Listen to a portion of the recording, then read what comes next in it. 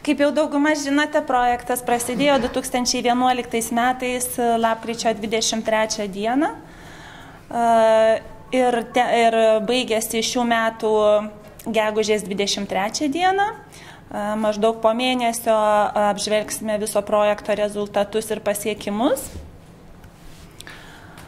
Projektą koordinavo šios metus Baltijos edukacinių technologijų institutas kartu su projekto partneriais, iš kurių dauguma tikslinės grupės atstovų ir yra. Tai yra Kauno technologijos universiteto, Kauno kolegijos, Vilniaus kolegijos ir taip pat Kauno regioninis inovacijų centras, kuris buvo atsakingas už įvairių praktinių mūgių organizavimą Lietuvoje. Projekto tikslas pristatyti, stiprinti studentams verslumo praktinius įgūdžius, pasitelkiant sėkmingai užsienio šalyse įgyvendintą FAS verslumo ugdymo modelį. Rengiant projektą, šis modelis buvo adaptuotas ir pritaikytas Lietuvos poreikiams, todėl manome, kad jūs įgijote naudingų žinių savo patirčiai praktikai ateityje. Lietuvos aukštosiuose mokyklose taip pat siekiama diegti inovatyvius verslumo ugdymo modelius, kurie skatintų prie pilietinės visuomenės kūrimosi, kintančių rinkos poreikių bei žiniomis grindžiamos ekonomikos ir mokymosi visą gyvenimą poreikio. Taip pat įgyvendinant šį modelį siekiama ugdyti studentų verslumą ir aktyvinti nuosavo verslo kūrimo galimybės, kas į ką ir buvo orientuota viso šio projekto vykdymo laikotarpiu visa tikslinė grupė.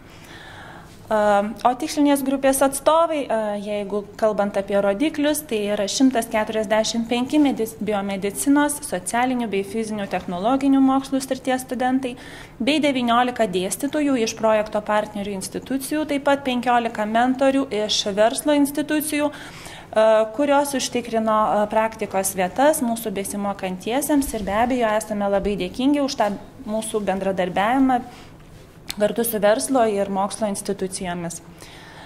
Projekto veiklos buvo numatyta tokios ir manom, kad jos buvo sėkmingai įgyvendintos, tokios kaip verslumo mokymai dėstytojams, mentoriams bei studentams, verslumo ugdymo praktika, individualios praktinės konsultacijos buvo teikiamos tiek mūsų Lietuvos verslo atstovų ir aukštųjų mokslo institucijų atstovų, tiek ir užsienio ekspertų konsultacijos. Verslo planų rengimas buvo orientuotas besimokantiesiems, verslo idėjų konkursai taip pat buvo besimokančiųjų pristatymo idėjos, verslumo idėjos. Stažuotės buvo organizuotos Ispanijoje ir Airijoje, kadangi būtent tose įmonėse buvo vykdomas verslumas pagal FAS modelį. Dėl to tiesiog suradome tas institucijas ir bendradarbiavome šios metus su jų ekspertais ir vykome pas juos pasimokyti.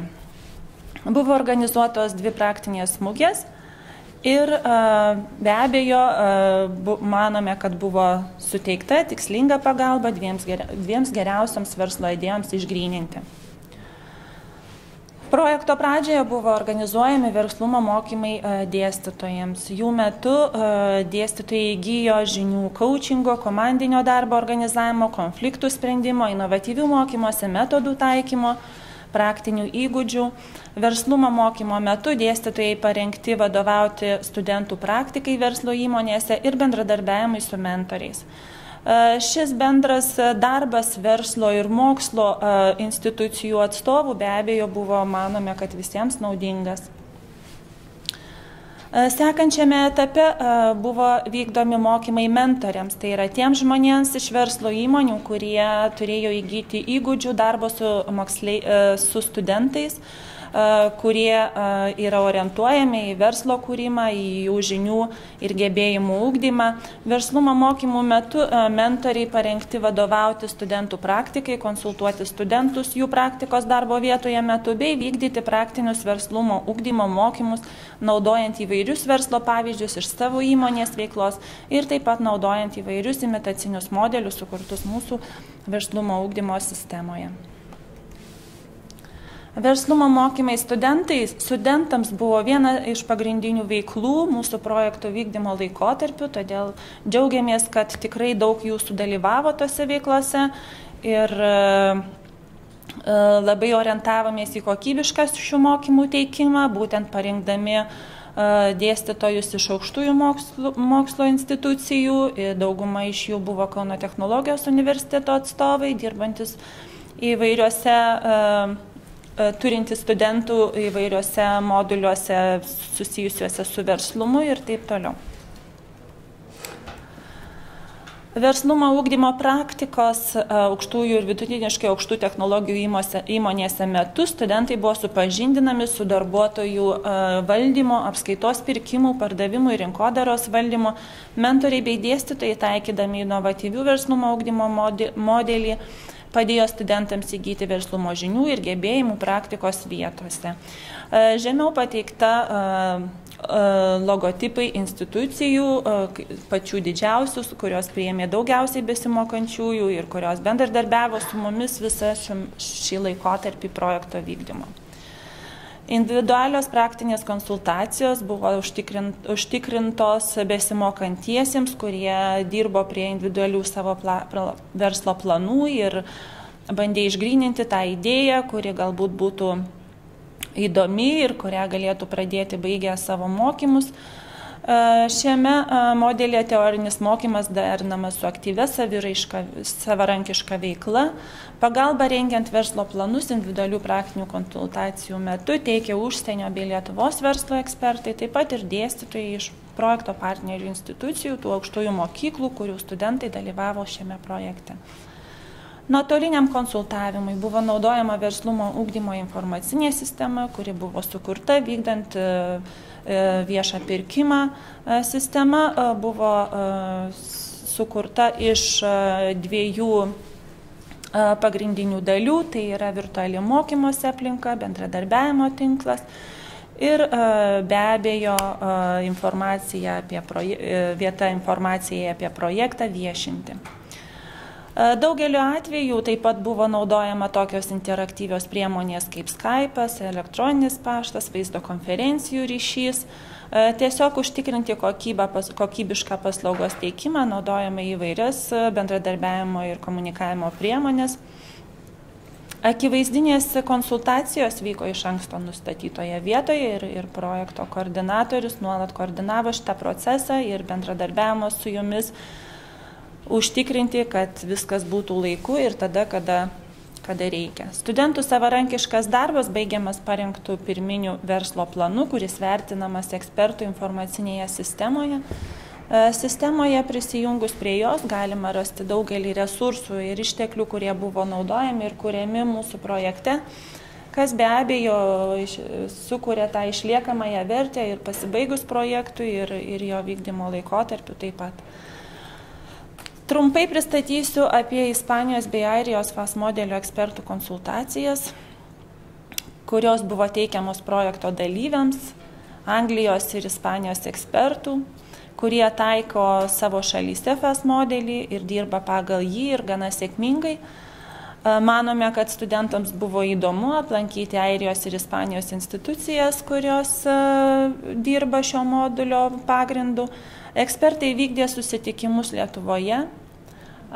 Buvo atvykę Ispanijos ir Airijos ekspertai, taip pat konsultavo, gryninant verslo idėjas mūsų studentus, taip pat teikė praktinės konsultacijas bei organizavo diskusijas, dalinosi gerosios praktikos pavyzdžiais virtualioje erdvėje, kurioje išliko būtent šis komunikavimas, išliko pristatymai šių užsienio ekspertų.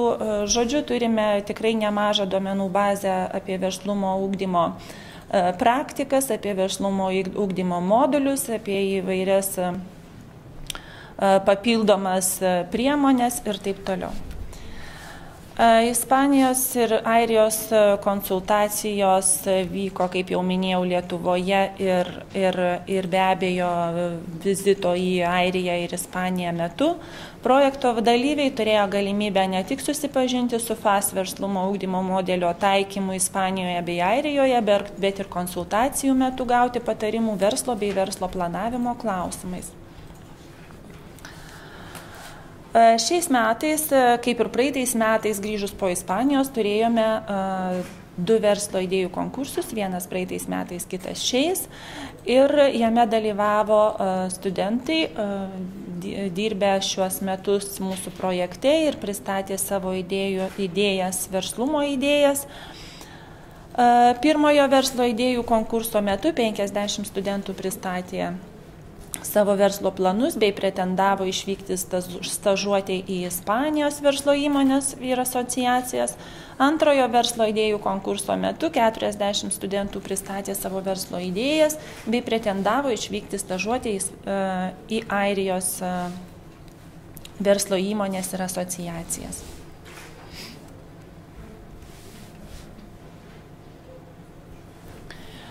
Toliau pratęsiant verslo idėjų konkursų temą, norime pabrėžti, kad verslo planus vertino komisija, remiantis idėjos originalumo, realizavimo galimybės, rinkos poreikio idėjai bei idėjos aktualumo kriterijais. Pirmojo verslo idėjų konkurso metu atrinkome 25 konkurso nugalėtojus vykusius stažuotis Ispanijos verslo įmonėse, o antrojo konkurso metu atrinkome 20 nugalėtojų vykusių stažuotis į Airijos verslo įmonės bei asociacijas. Vizitas truko apie 7 darbo dienas, kurio metu besimokantieji susitiko su įvairiais ekspertais ir verslo įmonių atstovais.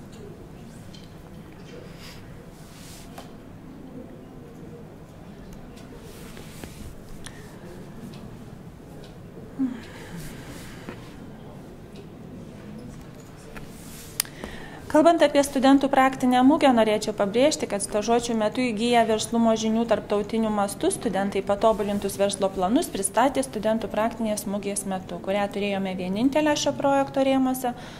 Tačiau labai džiaugiamės, kad ją turėjome, dėl to, kad pamatėme, kurie mūsų besimokantieji yra patys aktyviausi, patys įdomiausi, jų idėjos pačios gražiausios ir taip toliau. Komisija, remiantis idėjos originalumo, realizavimo galimybėmis, rinkos poreikio idėjai bei idėjos aktualumo kriterijais pirmo verslo idėjų konkurso metu atrinko 2 nugalėtojams, kuriems bus padedama įgyvendinti verslo idėjas realiame gyvenime. Na, o dabar trumpai norėčiau pristatyti būtent tas informacinės technologijas, IT priemonės, kurios buvo naudojamos projekto vykdymo laikotarpiu, kurios buvo kuriamos orientuotos į verslo poreikį, verslumo ugdymo poreikį besimokantiesiems. Tai, kaip jau minėjau, yra sukurta informacinė sistema, kuri buvo perkama viešojo pirkimo būdu. Didžiulė sistema sudaryta iš virtualios mokymosi aplinkos ir socialinio tinklo, taip pat informacijos apie projektą ir jo sklaidą.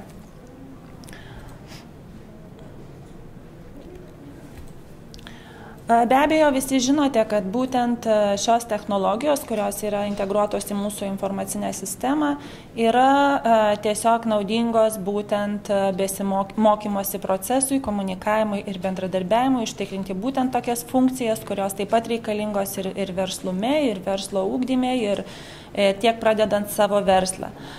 Todėl trumpai pabandysim paskaityti dar pranešimą apie būtent šių technologijų naudą ir poreikį pradedant verslą. Technologijos visiems mokymosi dalyviams sukuria galimybės pateikti pavyzdžius ir pasirinkimo interaktyviai bendrauti galimybės.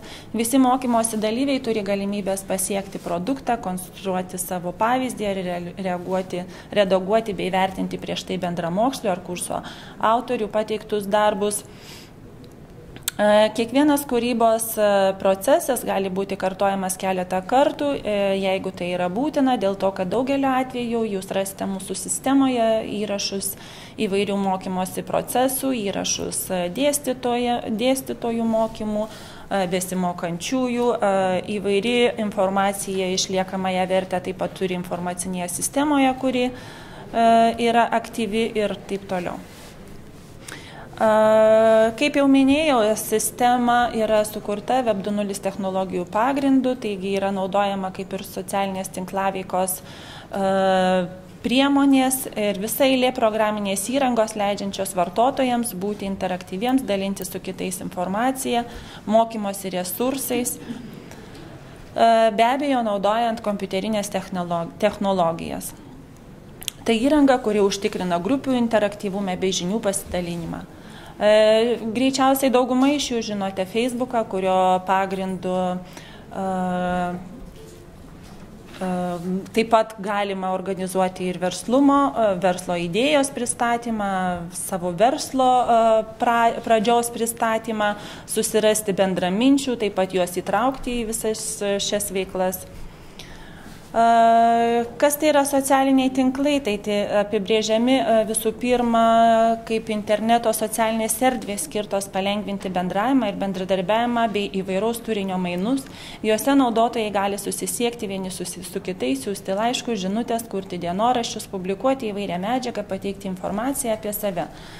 Kaip jau minėjau, pradedant verslą, visa tai irgi yra labai svarbu ir dėl to būtent tas grupinis bendradarbiavimas ir komunikavimas socialiniuose tinkluose, kuriant savo erdves, savo įvairius išteklius, yra labai svarbu. Be abejo, yra svarbu ir būtent ta socialinė bendruomenė, bendraminčių bendruomenė, draugų, kuri turėtų būti ir aktyvi, ir turėtų domėtis visų tom, ką jūs juos bandote įtraukti. Tiesiog daugeliu atveju diskusijose atsiranda naujų idėjų, naujų planų, dėl to šioje skaidrėje pateikiu ne tik vieno kažkurio tai elemento galimybės, tiesiog yra daugelis priemonių, kurios viešina verslo idėją, verslo pradžią ir turėtų tokią suteikiant galimybę sėkmingai verslo pradžiai. Socialiniams tinklams taip pat būdinga virtuali bendruomenė, tai yra žmonių grupės turinčios bendrus interesus, problemas, komunikuojančius virtualioje aplinkoje, panaudojamos paprasčiausios ir labiausiai paplitusios elektroninio bendravimo būdus, pavyzdžiui, elektroninį paštą, realaus laiko pokalbių kambarius, forumus ir taip toliau. Svarbus taip pat dalymasis patirtimi tiek ir socialiniuose tinkluose, tiek ir įvairiuose bloguose, informacinėse sistemose ir taip toliau, nes dalyvavimas tam tikrose bendruomenės socialiniuose tinkluose suteikia galimybę dalintis įvairia veikla, pavyzdžiais, idėjomis, būtent su tais bendraminčiais, kurie jums gali būti parama. Čia matome keletą elementų iš sistemos, kurioje taip pat yra galimybė kurti ir puslapius, ir savo bylas, ir turėti nuorodų rinkinius, taip pat tinklaraščių kūrimo galimybė, be abejo naujienų publikavimas, grupių bendradarbiavimas ir taip toliau.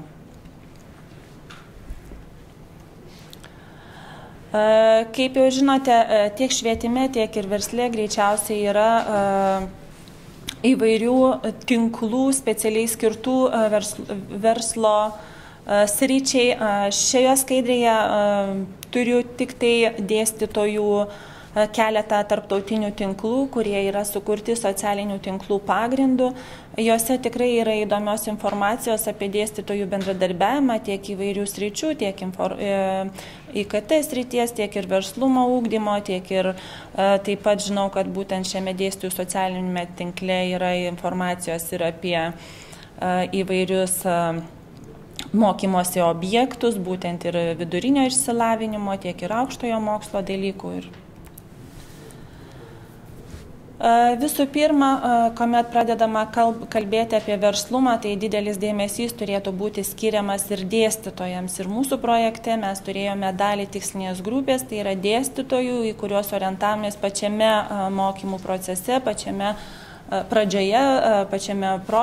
pačioje projekto pradžioje ir buvo jiems teikiami mokymai konkrečiai apie coachingo, verslumo ugdymo, apie įvairius dalykus, kurie yra svarbus visų pirma jų pirmame susitikime su besimokančiaisiais.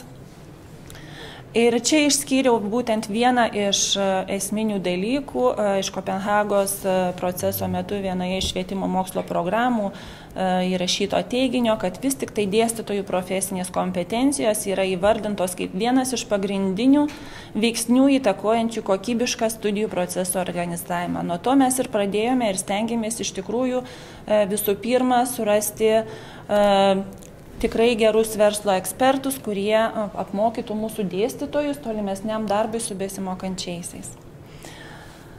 Vėlgi, atkreipiant dėmesį į dėstytojų kompetencijas, tai visų pirma reikalingos tokios esminės žinios ir įgūdžiai, kurios suteiktų jiems turėti žinių apie mokymo metodus, didaktiką, turėti žinių apie mokymosi stilių susijusių su mokymo procesu, konkrečiai šiuo atveju su mokymosi procesu, kuris buvo teikiamas virtualiai, naudojant virtualias mokymosi aplinkas ir įvairias informacinės komunikacinės technologijas.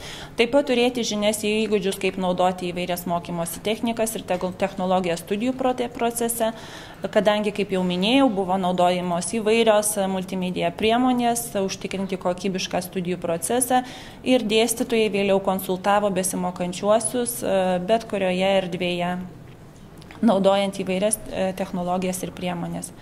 Taip pat užtikrinti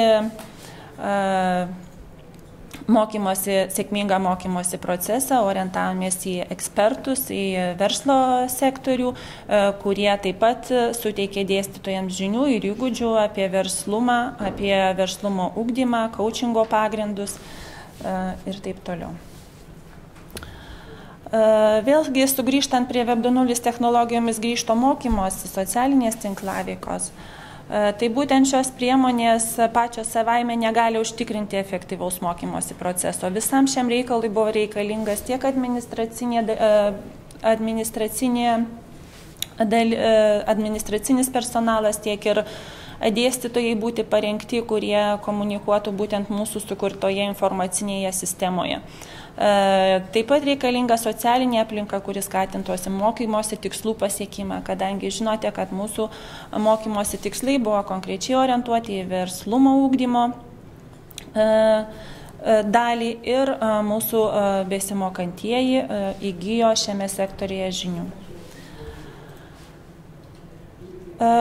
Kaip tai padaryti įgalina technologijos, tai vėlgi, kaip jau sakiau, turime didžiulę sukurtą informacinę sistemą ir noriu pabrėžti, kad technologijos visiems mokymosi dalyviams suteikia galimybės pateikti pavyzdžius ir pasirinkimo interaktyviai bendrauti galimybės. Tam yra užtikrinta ir įvairūs forumai ir bendradarbiavimas internete.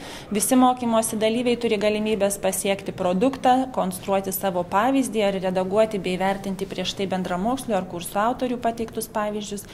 Kiekvienos kūrybos procesas gali būti kartojamas, vėlgi pasikartosiu.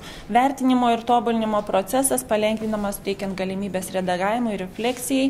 Dėstytojai peržiūrėdami jūsų verslo idėjas ir pateiktus darbus, jie dirbo internete, jie dirbo naudojami mūsų informacinę sistemą ir visi šie rezultatai ir visi šie paaiškinimai, komentarai ir visa kita turi kaip ir išliekamąją projekto vertę ir visą tai galima rasti mūsų informacinėje sistemoje Verslo kelias EU.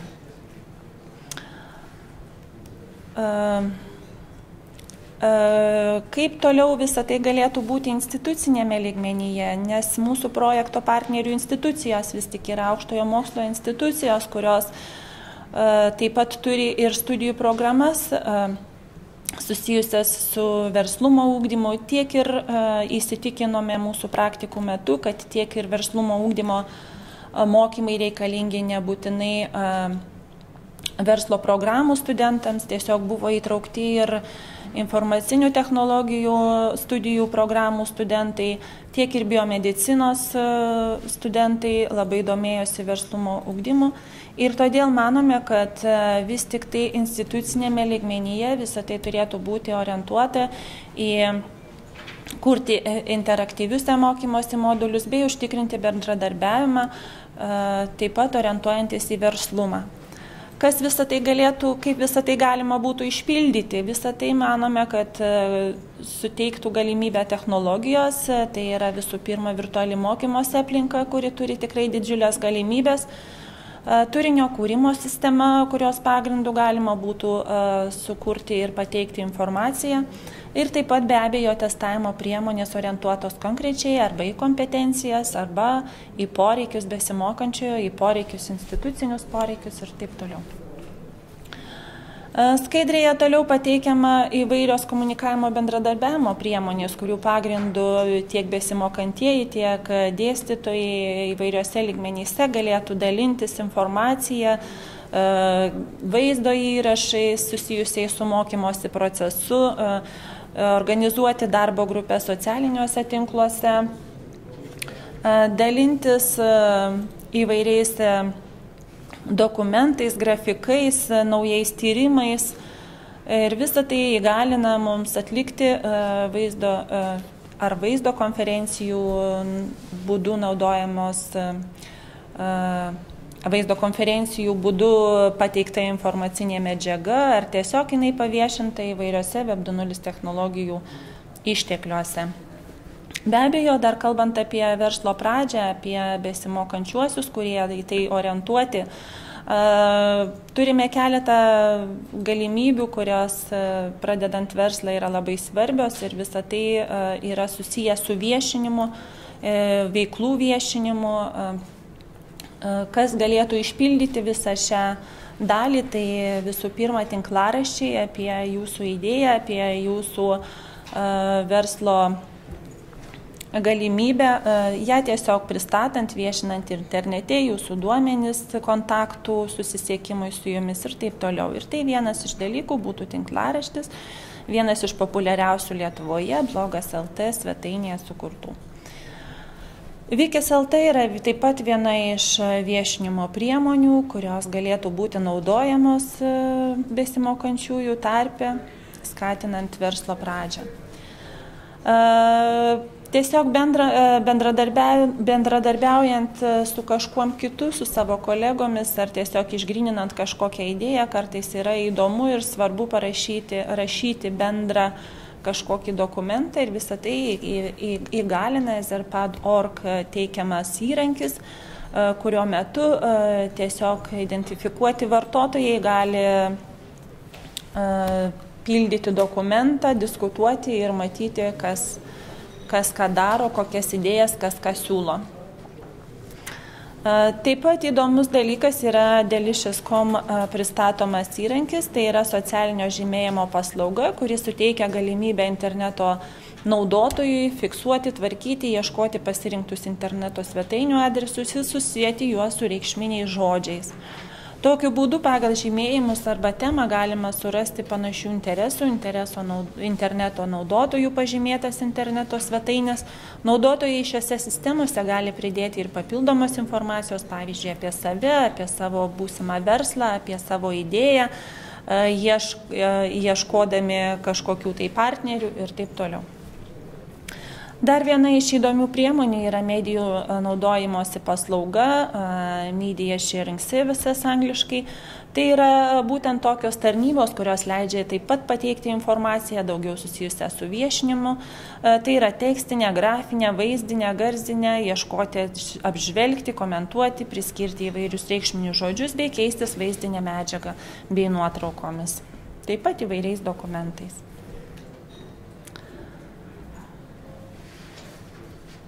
Kalbant apie socialinius tinklus, toliau pratęsiant mintį, tiek mūsų projekte buvo sukurtas socialinis tinklas besimokantiesiems dėstytojams ir mentoriams. Taip pat Kauno technologijos universitete daugelis dėstytojų žino, kad yra naudojamas socialinis tinklas, konkrečiai dėstytojų bendruomeniai, kurie taip pat turi galimybę pasidalinti savo patirtimi ir praktiniais gebėjimais. Na ir žinoma, sugrįžtant prie projekto, projekte buvo tinkamas dėmesys jaunimo verslumui, padeda skatinti verslą šalyje, įgalinti dinamišką ekonomikos vystymąsi, sparčios globalizacijos sąlygomis kurti naujas verslo darbo vietas, kas savo ruožtu padeda mažinti nedarbą, socialinę atskirtį, spręsti kitas socialinės problemas. Svarbu paminėti, jog 2013 metais lapkričio 13-15 dienomis vykusios Europos socialinio fondo agentūros konferencijos organizuotos konferencijos metu projektas Veiksmingo verslo kelias buvo pristatomas kaip vienas iš efektyviausių ir praktikoje pasitvirtinusių projektų, prisidedančių kuriant, gerinant jaunimo ateitį finansuotų ES struktūrinių fondų 2007-2013 metų laikotarpiu. Na ir dėkoju už dėmesį.